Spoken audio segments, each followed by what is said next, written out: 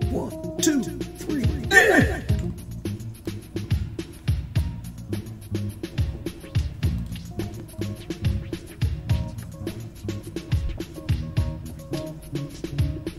This is Amari Purple Talk. Yes.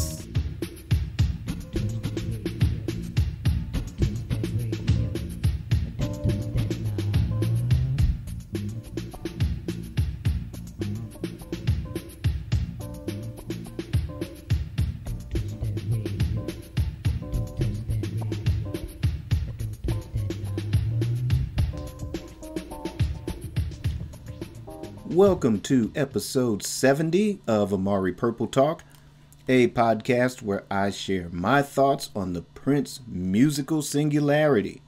I'm Richard Cole, your imagination funk soloist. Thank you once again for tuning in. Please leave your comments in the comment section below, and please download on your favorite podcast platform. If you're listening on YouTube, please like and subscribe.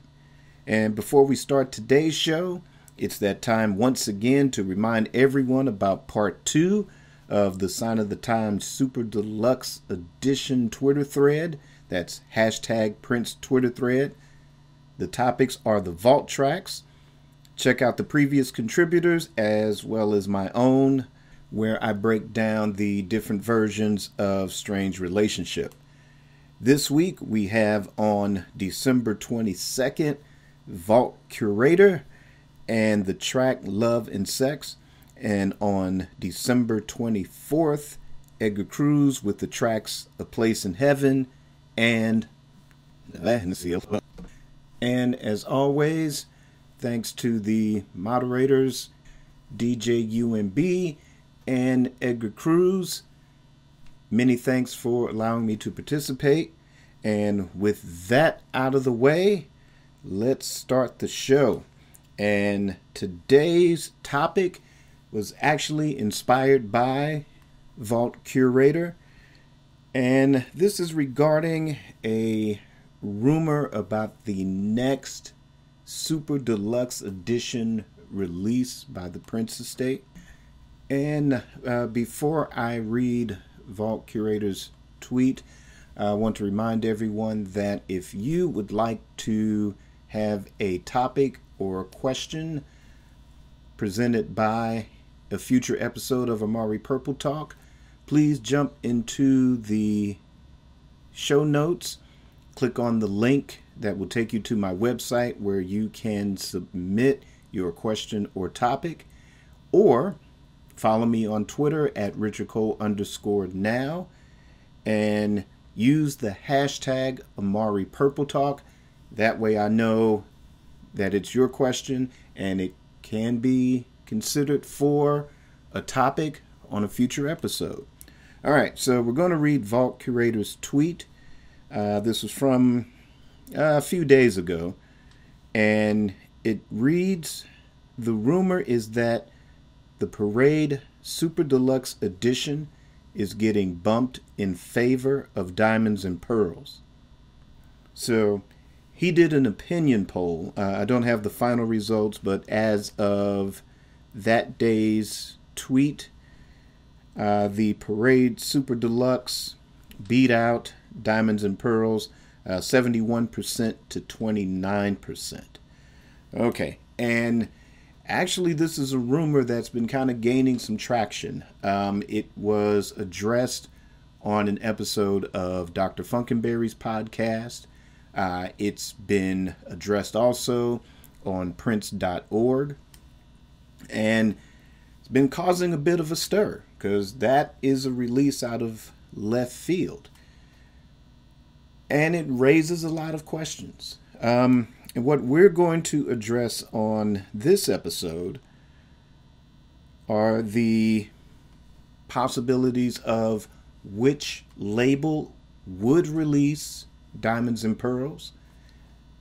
Is a Parade Super Deluxe still a possibility?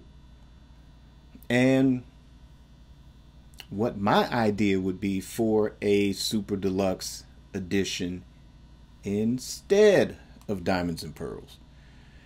All right, so thanks to Vault Curator for allowing me to kind of springboard off of his tweet and allowing me to make this a topic on this week's episode. All right, so the origin of this, apparently, allegedly, there are some sources that might be confirming this, although there has been no official word from the Prince estate, nor has there been any official word from either Warner Brothers or Sony Legacy.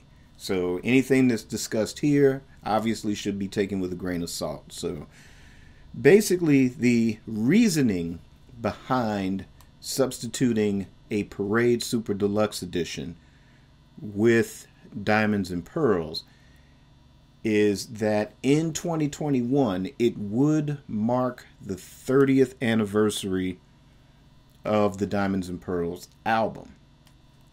And that's logical. That makes sense.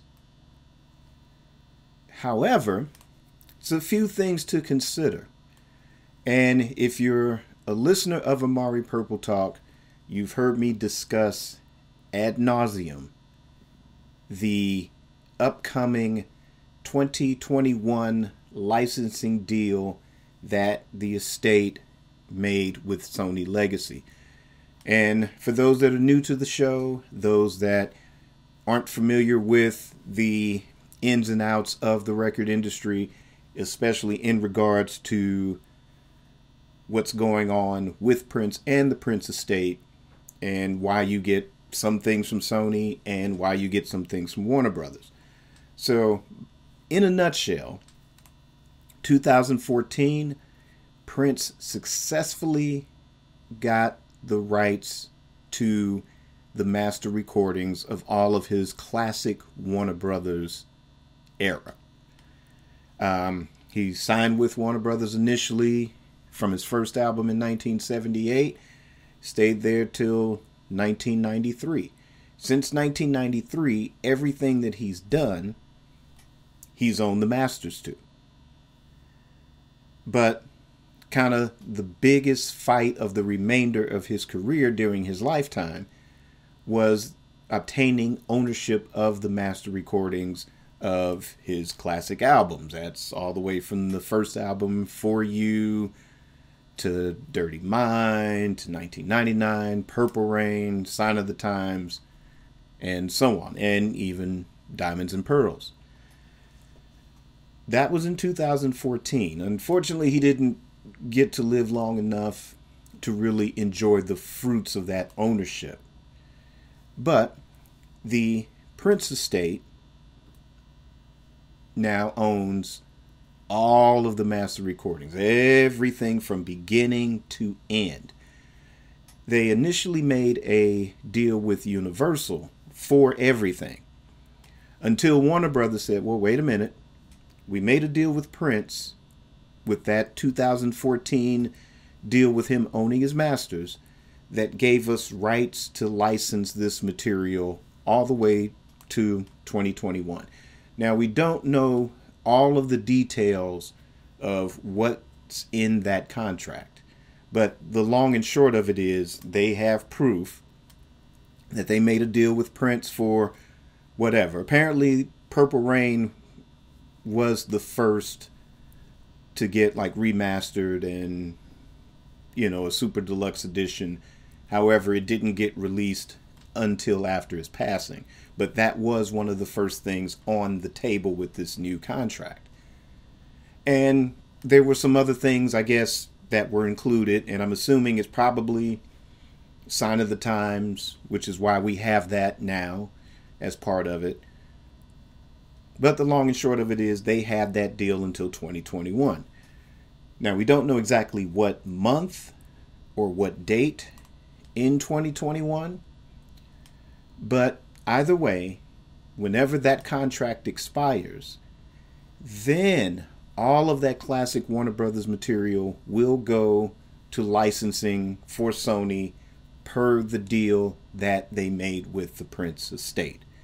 So to clear up any confusion, the Prince estate owns every single inch of tape from the beginning of Prince's career all the way until the last thing that was recorded. Be it 2015, be it 2016, every inch of tape, every note that has been recorded and placed in that vault, the estate owns it. And basically, Warner Brothers and Sony, for now, you know, whatever they own. So with Sony, we've gotten some pretty good reissues, you know, whether it's the Rainbow Children, Emancipation, Musicology, Raven to the Joy Fantastic. We've gotten some good reissues. From the Warner Brothers side, we've had Purple Rain, Super Deluxe, 1999 Super Deluxe, Originals, Piano and a Microphone, 1983, and of course, you know, the Holy Grail, Sign of the Times Super Deluxe Edition. So that's pretty much what's going on as of December 21st, 2020. So it brings the question, if there is a Diamonds and Pearls Super Deluxe Edition that's ready to come out in 2021, then which label is going to release it? So again, we don't know the exact date of termination with Warner Brothers. Now, if you remember, about a year ago, when I put forth the question, long before we knew there was going to be a Sign of the Times Super Deluxe, I put forth the question, do you think that Warner Brothers would release Sign of the Times as a Super Deluxe Edition? And the logic behind it as a quick cash grab before this contract runs out, this licensing contract runs out. If this is Warner Brothers that's going to release a Diamonds and Pearls Super Deluxe Edition, I would say, or I would assume, like I said, I don't have any inside information from Sony or Warner Brothers or the Prince Estate. This is just me playing armchair quarterback for right now. And I'm going to say that if Warner Brothers is the label to release a Diamonds and Pearls Super Deluxe Edition, and if it's done just before expiration of this deal, say if this licensing deal ends, say maybe, I would say June of 2021, then this would be their last Hail Mary pass to cash in. And I mean, this isn't a bad thing because, like I said, this is part of a contract, and there's no telling how many projects were listed within that contract that they could release until 2021. And I'm assuming that had Prince lived, the door would have been wide open to renegotiate, to extend the length of time of that contract. But anyway, just assume that it's June of 2021 and it's Warner Brothers that's releasing it. Then this would be their sort of, I wouldn't say a Hail Mary pass. I don't even think it's a fourth quarter play. I mean, not a fourth, it's a fourth down passing situation. I don't think that's the issue with it.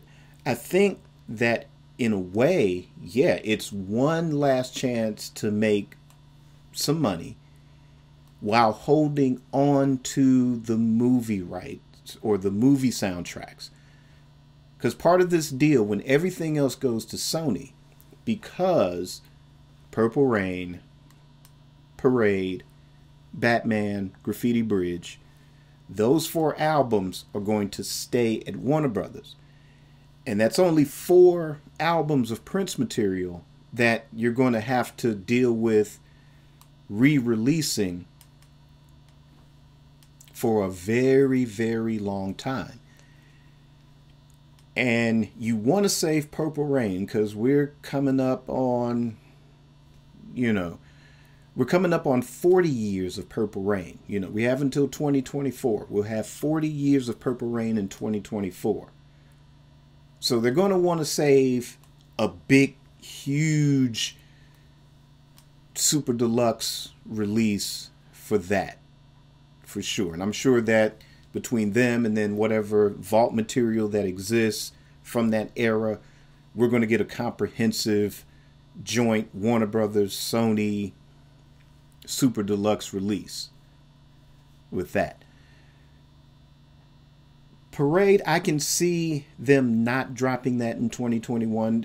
Just up until now, I always felt like once 2021 hit, you would see a Parade Super Deluxe from Warner Brothers and possibly like a maybe starting off maybe just reissues of just the Warner Brothers album, no bonus tracks, no Super Deluxe editions. Maybe the initial rollout, maybe the first 3 albums will get rolled out, kind of a little bit of remastering on vinyl and CD. Maybe that, and maybe a career spanning box set. You know, kind of better than anything that we've had from Warner Brothers. You know, better than Forever, better than the hits, the B-sides, better than Ultimate, you know, better than anything. A comprehensive box set, just, you know, from the, you know, the earliest demo to the last track, you know, the last recording in a box set. And that's what I'm guessing for 2021. We'll do an episode where we'll discuss all of the possibilities another time. But that's what I was thinking. I was thinking Parade would be that up until now, you know, up until this topic. And to me, it, from a business standpoint, it would make sense to hold those 4 cards as close to the chest as possible. And if you still have time to just drop one more record while you've got all of this classic material, yeah, you want to save Parade for down the line, because Sony is going to hit the ground running. Trust me with this. Even what's left with the later issue albums that need to be reissued, whether it's Crystal Ball, whether it's Chocolate Invasion, Slaughterhouse, whatever is left, that's bottom of the barrel. And that's no slight to people that are deep fans of that particular era. But I think Sony's going to want to hit the ground running. So I don't necessarily think that it's going to be Sony dropping a Diamonds and Pearls Super Deluxe set as the first one, unless they go all out like they do with Bruce Springsteen. I saw something online the other day. There's a tour. I forget what year this tour was, but it's like 8 out of however long the tour was, 20 shows, I forget however long, but it's 8 of the best recorded concert versions of that. Now, unless you take the 8 best Diamonds and Pearls shows or whatever, drop that in. I know people on the org were saying that there's very little vault material that you can include in a Diamonds and Pearls box set. So yeah, you definitely, if that's the case, then yes, you're going to want to pad it with something. You know, obviously you would have the videos. You would have that in there as well. So it's not a bad idea. It's not a bad set.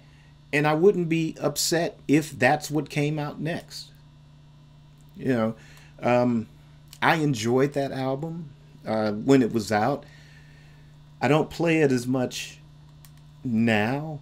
When I do, I kind of play a few songs here and there. I haven't had a chance to sit down and listen to it from beginning to end.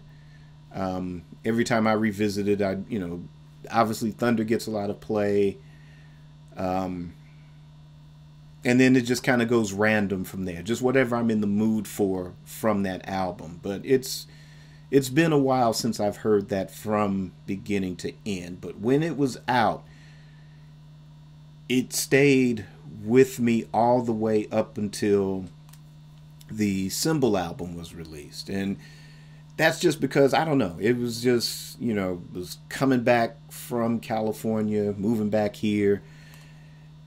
I don't know, it stayed with me. And I always looked at it as, what makes it special is that this is overtly pop, overtly commercial, overtly craftsmanship songwriter Prince. There was no artistic concepts, there were no deep concepts, not a lot of experimentation. This was unadulterated pop album. And to me, that was a genius move. That was a genius Prince move. The hip hop thing, it's controversial. I've grown up like so many of us in that era. My teenage years, heck, 79 was when Rapper's Delight dropped here, even though in New York, hip hop had been a movement for, several years up until that point. But, living here in middle America, Rapper's Delight was our gateway. And, from there, it's, Grandmaster Flash, Furious 5, Treacherous 3, LL, Run DMC, So if you're kind of entrenched in hip hop, your standards are going to be to a certain level. And to me, I feel like this. I mean, I get why Prince kind of wanted to dabble into that era, but to me, or genre, I should say, to me, I think he should have just gone like Miles Davis and just gone totally more to the left, just totally opposite of whatever the pop mainstream was accepting, At that time, let NWA be NWA. Let MC Hammer be MC Hammer. Let Public Enemy be Public Enemy. Your job as a musician is to fight for the music. And he was reluctant, even though I guess he was kind of warming up to it a little bit by that point. But to me, should have gone to the left, and just drop something. Even that would have been just even not cliche Prince, just like, to me, Rainbow Children would have been the way to go in 1991 even, something that heavy and to the left. But again, this is an artist that we know walked that fine line between, underground cult status and superstar rock star status. But as for the validity of this rumor, I'm going to go with it as being highly unlikely. Like I said, if so, I think it's going to end up being a Warner Brothers release. And I also feel that Sony is going to do what Sony Legacy does best. And it's going to probably, like I said, just drop releases of the original albums, maybe a career-spanning box set.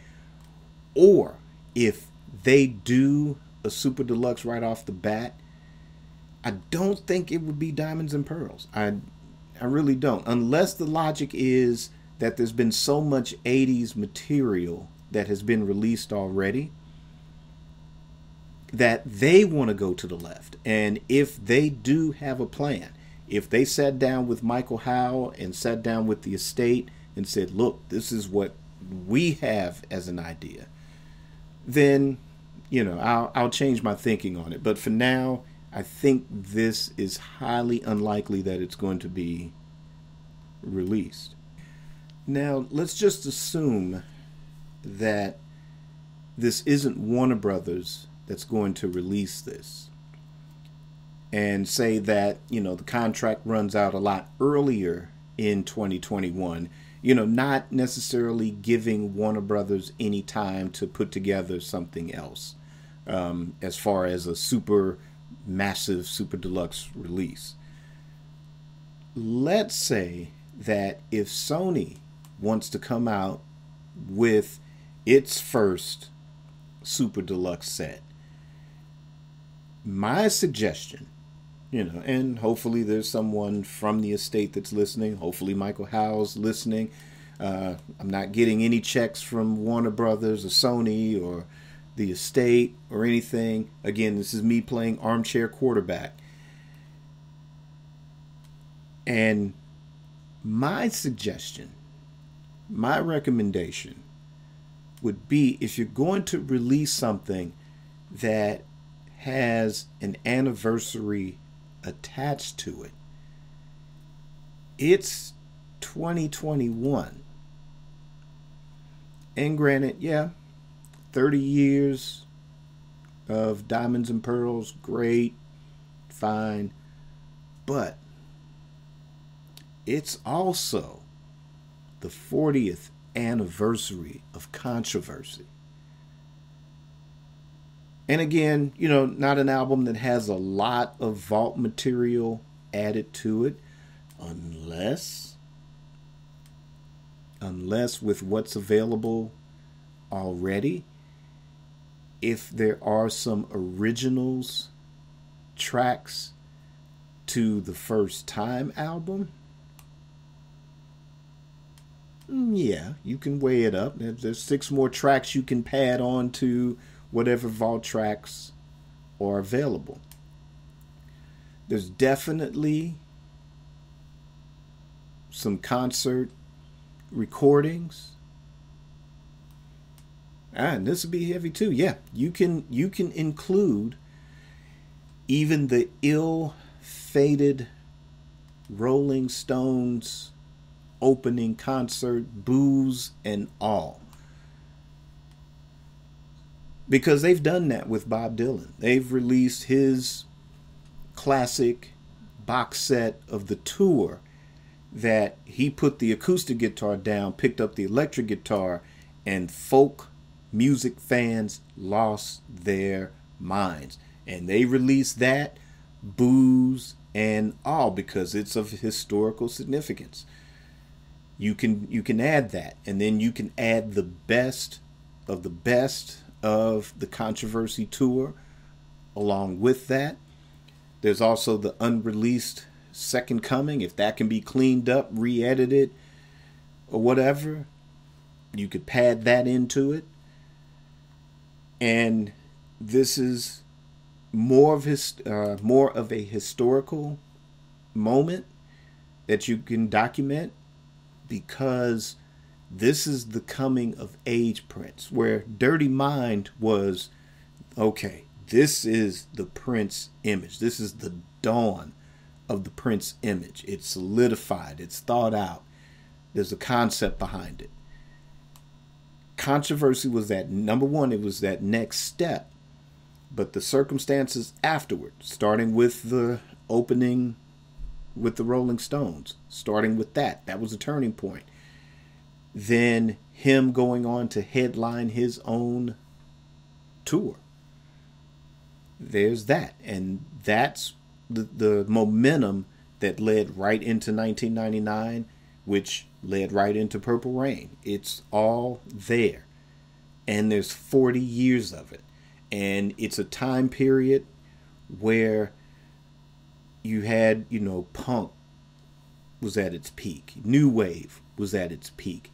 MTV was at its dawn, even though Prince wasn't on MTV yet. They weren't allowing Prince on MTV yet. But these factors, the type of crowd at the Rolling Stones, these are the sort of they're transitioning into legends at this point. They were still having hits, but they were transitioning into legends. And then you had that crowd, which, you got 3, 4 years later, bam, Prince wins the game with Purple Rain. And, overall, I mean, I think we all want a Parade box set. We just want it next, just because the Sign of the Times Super Deluxe was so great. I mean, to me, it's the best overall. I mean, I still enjoy the 1999 Super Deluxe. I kind of go back to it every so often these last couple of months.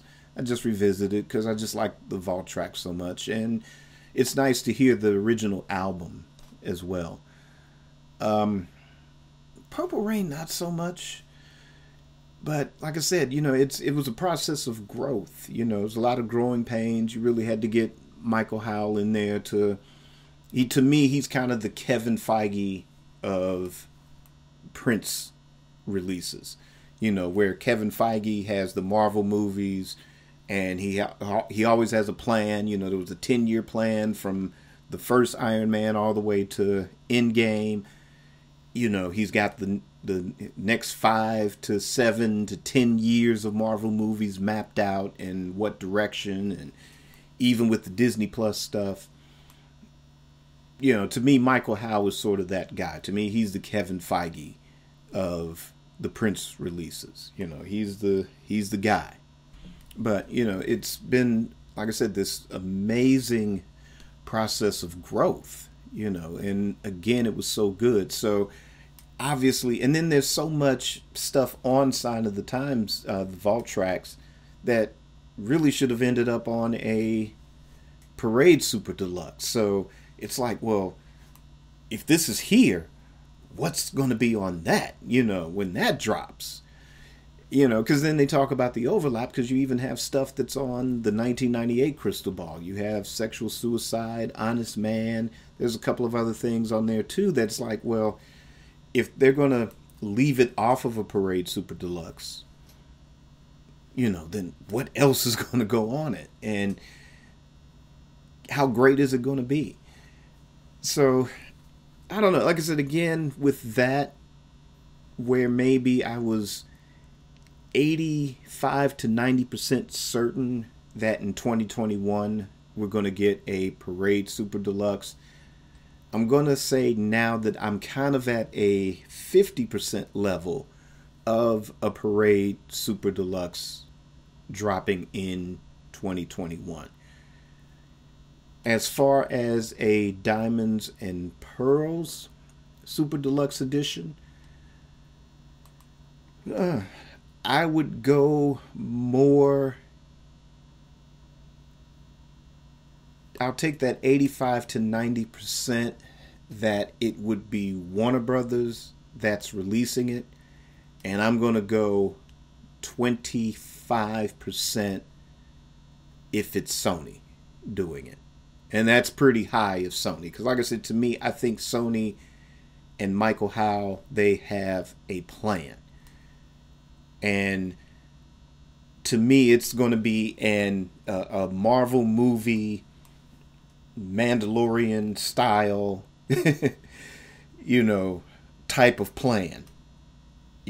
Disney Plus type of a plan. Once Sony gets a hold of everything. And I can't see them going 2021 without it, unless, like I said, we don't know what date that the Warner Brothers licensing deal will expire. But if that deal expires much later in 2021 than earlier, then 2022 is when when Sony is really going to hit the ground running with their plan, whatever that plan is going to be. And we are going to be in for one hell of a ride. So everybody's keep our immune systems boosted. Let's work out every day. Let's watch what we eat. Let's, because we got to stay alive for the next, several decades, because it's going to be amazing. Absolutely amazing. So, again, I'm going to go Parade, 50% chance that Warner Brothers will drop that in 2021. Diamonds and Pearls, if it's Warner Brothers, more 85 to 90% that they released that in 2021. Sony's going to be 25%. And hey, if I'm going to give 50% to each Warner Brothers and Sony, if it ends up being controversy, hey, 40th anniversary, yeah, I'd like to see that one happen. But what's most important is, what do you think? Do you think that Diamonds and Pearls will be the next Super Deluxe edition? Do you think that Parade will be the next Super Deluxe edition? Or hey, do you think it'll be both? Warner Brothers drops Parade first part of the year, Sony drops Diamonds and Pearls second half of the year. Leave me a comment. Let me know your thoughts. I am going to, or it's already up now, there is a Twitter poll. So go to my Twitter page at RichardCole_now. And that poll is, if a Diamonds and Pearls Super Deluxe Edition is released in 2021, which label will release it? And choices are, of course, Sony or Warner Brothers. Head over there, participate in the poll. We'll have the results next week on next week's episode of Amari Purple Talk.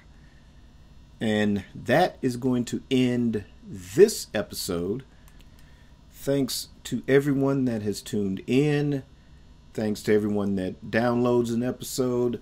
Thanks to everyone that checks me out on YouTube. Also check out my website, Amari Communications. Check out the merchandise section. You know, pick up a last minute, or, well, at the rate that all the, what do you call them? Transportation services, all the FedExes, UPSs, Post Office, Amazon, everybody's been kind of slow and held up and overwhelmed. Treat yourself to something after Christmas. Get a last minute late gift for a musician. Get an Amari Purple Talk t-shirt. Get a We Funk t-shirt. Also have coffee mugs. Little other things. All of it helps to keep this show going. And also finances some projects that I will have coming up in 2021. And of course, everybody, please stay safe. And again, like I said, keep your immune systems boosted. Wear your mask, social distance, do what you have to do. Thoughts and prayers to not only everyone in this country, but over in Europe as well. I hear this thing is starting to mutate now. Man, we got to keep that collective positive energy going. We got to overcome this. We got to beat it. And, a lot of other things too. There's a lot of evil things going on in the world, and, we got to, beat it with love for one another. Love is the answer. And also to have a peaceful, safe holiday season. Come back here next week. And as always, keep it purple and on the one.